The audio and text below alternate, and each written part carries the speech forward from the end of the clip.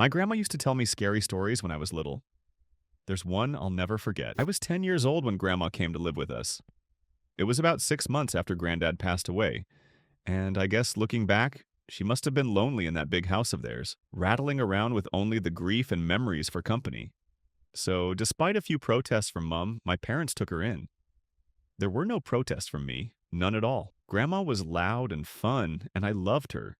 She had an almost limitless supply of boiled sweets, and she'd always slip me a couple whenever she saw me. She was always the first to stick up for me when I got in trouble, too. But it was her stories I loved best. Grandma had all kinds of stories.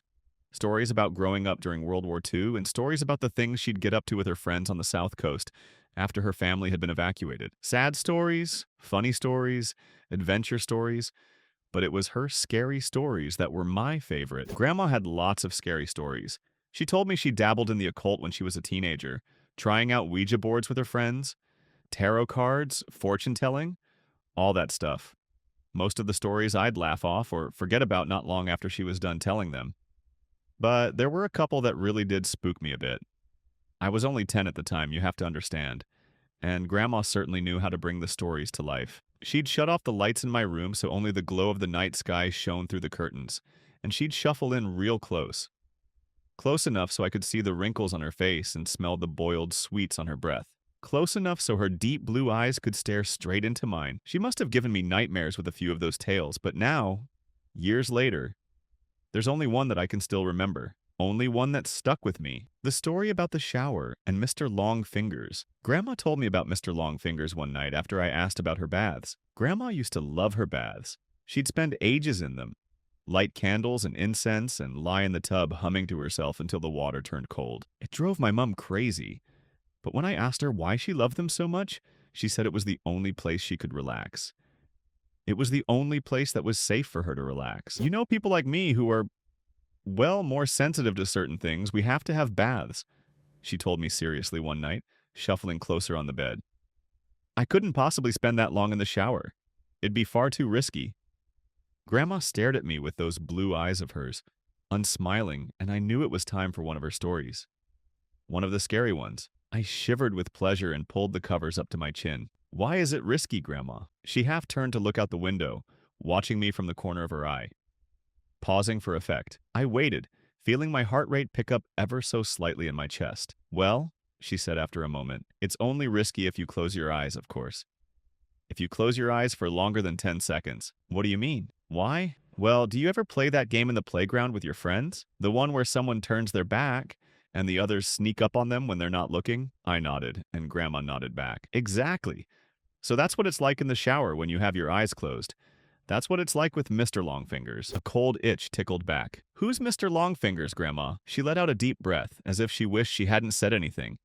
Turned her head back to face mine. When she next spoke, she'd lowered her voice. No one knows exactly, Grandma whispered. Some think it's a creature that's attracted to the heat and smell we give off in there. Others think it's a demon that finds a way into our realm through the dense steam clouds. No one can say for sure because the only ones who have actually seen Mr. Longfingers aren't ever going to be able to tell you.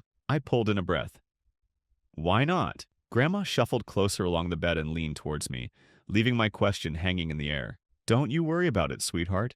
Don't worry your pretty head. As long as you remember the rules, you'll be fine. What rules? Well, when you're in the shower, you try not to close your eyes for too long. 5 seconds is fine, and 10 is just about okay too. But any longer than that? Yeah. Then what? Well, any longer than that, and you may just start to feel something in the room with you. Something watching. And if you ever go longer than 15 seconds, that's when you might start to hear a noise too. Hear what? The soft tap, tap, tap of fingers on glass. Fingers drumming against the glass door of the shower. If you do ever hear that noise, God forbid, will you make me a promise? What, Grandma? Promise me you'll never open your eyes. I barely slept that night. Hardly at all. I'd close my eyes and try to relax, but every time I did, I'd imagine a face pressed against my bedroom window, staring in at me. And when I did finally get to sleep, I had nightmares. Bad ones. I had them all week, in fact. Dreams about disembodied eyes watching me in the dark, and long fingers reaching out to touch my exposed skin. It wasn't any better when I was awake either. Not really. The shower was the worst. That's when Grandma's story really got to me. I'd never thought about it before, but suddenly I had trouble shutting my eyes in there.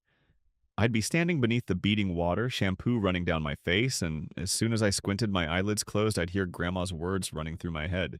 5 seconds is fine, and 10 is just about okay too. But any longer than that, I'd rub my hair fast, feeling the shampoo dripping off my chin, and as soon as I'd counted past 5 seconds, I'd feel it. A sort of pressure. Not a feeling of being watched exactly, but something close to that. I'd run my fingers faster and faster through my hair, frantically trying to get the suds out, and the ready blackness behind my closed eyes, coupled with the rush of water in my ears, would feel like a held breath. Like the silence before a scream. The seconds would race through my mind, and I'd be so desperate to open my eyes again that I'd sometimes do it before my hair was rinsed fully clean, and my eyes would sting with shampoo. But before I shut them again, I'd always be sure to peer out through the steamed glass door of the shower cubicle, just to make sure I was still alone. It wasn't long before Mum realized something was up. She heard me crying out in my sleep one night and came in to comfort me. Asked me what the matter was, and it all came out. I told her about Grandma's stories and about Mr. Longfingers. She got this look on her face when I was telling her like she used to get with me when I'd made her really mad. This wide-eyed, angry look. Only this time she wasn't angry with me. She was angry with Grandma. My parents' room was next to mine, and sometimes, if I pressed my ear against the wall, I could hear them talking in there. Soft whispers. That night, though, after Mum was satisfied I wasn't scared anymore and she'd gone back to her room, the whispers weren't soft at all. Oh no.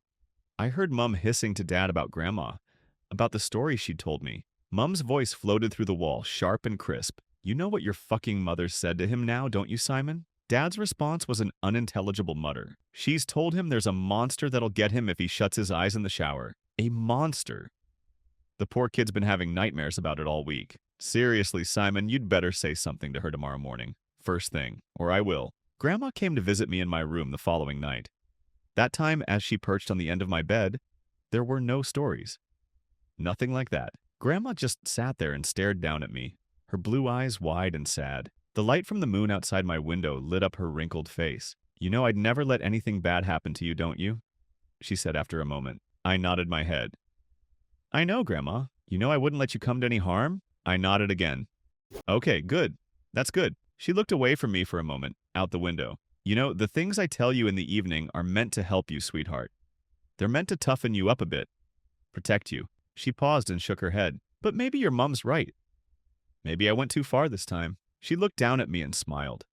But even then, even though I was only 10 years old, I could tell it didn't quite reach her eyes. I'll tell you what, Grandma said. You know what I told you about Mr. Longfingers and the shower? Well, I'm going to make sure you're safe. I'll scare the bastard off. How about that? It won't come back in a hurry if it has to face me. I stared up at Grandma, watching her face glow in the moonlight. Watching her smile down at me, I nodded my head. Once. I was the one who found her. I don't know when exactly it happened, but I'd guess it was about a week after we had that talk in my room. A week after she told me she wouldn't let me come to any harm. I woke early that morning, from a bad dream to a heavy thumping sound. I sat bolt upright in bed. My room was quiet around me, and I couldn't hear anything from the wall that joined my parents' room either. But the house wasn't entirely silent. Floating down the hall, muffled by my closed door, I could hear the sound of rushing water. The noise of the shower. I leapt out of bed and ran down the upstairs hallway, heart already pounding in my chest. As soon as I reached the closed bathroom door, I started banging on it. A deep terror was welling up inside me like cold water from a well, something I couldn't place. And I kept banging and shouting, "Grandma!" over and over again, even though she didn't respond. Off to my right, I was dimly aware of voices from my parents' room, the sleepy shuffle of footsteps. But before they had a chance to make it out onto the landing, I'd lifted my hand to test out the door handle, more out of instinct than because I thought it might actually open. But the door wasn't locked. I kept banging with my free hand and it swung suddenly inwards, bringing me face to face with a wall of steam. Heat struck my skin. I squinted my eyes against the damp fog and peered into the bathroom. And before Dad pushed me to one side, before everything around me descended into shouting and tears and chaos, I saw her. I saw Grandma. She was lying naked on the floor in the shower cubicle, the water beating down around her, blue eyes bulging from her face. One hand was curled against her chest like a dead bird, while the other trailed against the glass of the shower cubicle. The flailing finger marks she'd carved through the steam, still clear and fresh. It was a heart attack that killed her. That's what my dad told me. He said Grandma was old and the thing had struck her quickly and suddenly. She would have died fast and without pain, Dad said. She wouldn't have suffered. I knew better, though. Even as a 10-year-old kid, I knew better. And years later, writing this as an adult, I still know better. I also know my wife and kids resent me for refusing to have a shower in the house, for insisting everyone take baths. They pretend it's okay and they humor me, but I can tell they don't really understand it. Not at all. My wife thinks she does. She thinks I still carry the trauma of seeing my grandmother dying in front of me when I was little. I guess she's right in a way, but she doesn't know the full truth. Nobody does. And no one would believe me even if I told them. No one would believe me if I said the reason I don't take showers, the reason I haven't had one since I was 10 years old, isn't because I'm scarred from the sight of a dead body.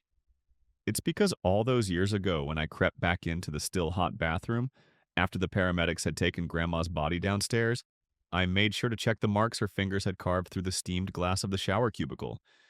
And those marks weren't just on the inside.